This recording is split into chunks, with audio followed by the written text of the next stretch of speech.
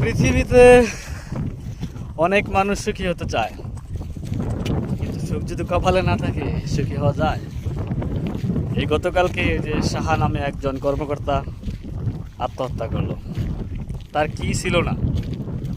ক্ষমতা, ধন সম্পদ সকল কিছু ছিল, কিন্তু খবরে যা পাইলাম তার মনে কোনো শান্তি ছিল না। তার মানে ধন সম্পদে আসলে সুখ দেয় না। সুখ দেয় মনের একটা বিষয়। মন যেখানে শান্তি পায় সেখানে সুখ রয়েছে। পৃথিবীতে অনেক মানুষ সুখী হতে চায়, কিন্তু সুখ যদি কপালে না থাকে সুখী হওয়া যায়? এই গতকালকে যে সাহা নামে একজন কর্মকর্তা আত্মহত্যা করলো। তার কি ছিল না? ক্ষমতা, ধন সম্পদ সকল কিছু ছিল, কিন্তু খবরে যা পাইলাম তার মনে কোনো শান্তি ছিল না।